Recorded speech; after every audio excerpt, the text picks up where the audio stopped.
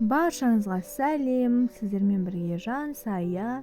Мен сіздерге бүгін осындай керемет кешкі асқа бризоль дайындауға кеңес беремін.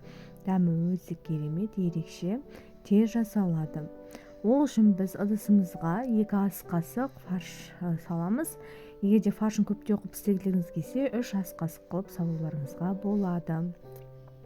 Сол фаршымызға бір жұмыртқаны салып аламыз да, жақсылап тұрып вилканың көмегімен екеуі біріккенше араластырып аласыздар. Барлығын өстіп әбден біріккенше араластырып аласыз.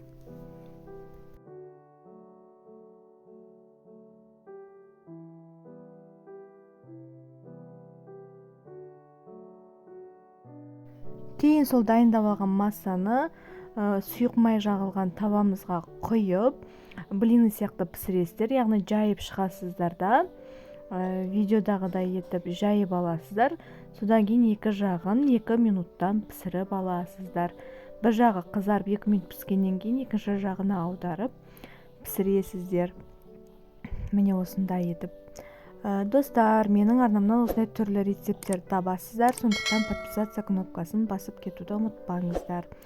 Ол барлық блиниларымыз піскенше біз соусын дайындасақ, ең алдымен біз чеснокты сақып турап аламыз, немесе терканың сағынан өткізіп алсаңыздар болады. Дәл солай чесногымызды турап алғаннан кейін қиярымыз, яғни тұздалған қияр дейді ғой, маринованный, сондай қиярымызды тураймыз. Ұсақтап бұны да теркадан өткізіп алсаңыздар болады. Барлығын өстіп турап аламыз. Кейін турап алғаннан кейін оны біз ыдысымызға салып, үстінен майонезімізді саламыз да, жақсылап тұрып араластырып аласыздар. Және де жеке тәреңкеге үккіштен сәбізімізді өткізіп дайындап қоясыздар. Ортасына салмасы ретінде салу үшін.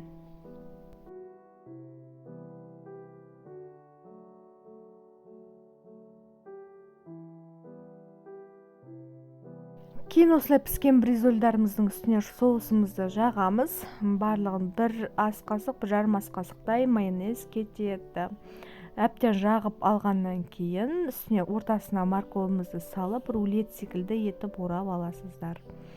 Осындай бризольдарды барлығын дайындап шығасыздар.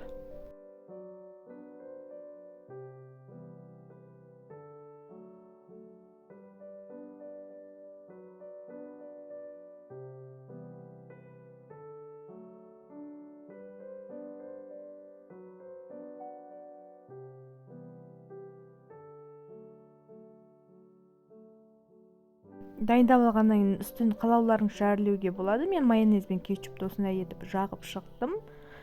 Өте оңай, өте тез дайындалатын кешкі ас. Міндетті түрде жасап көріңіздер. Ас болсын.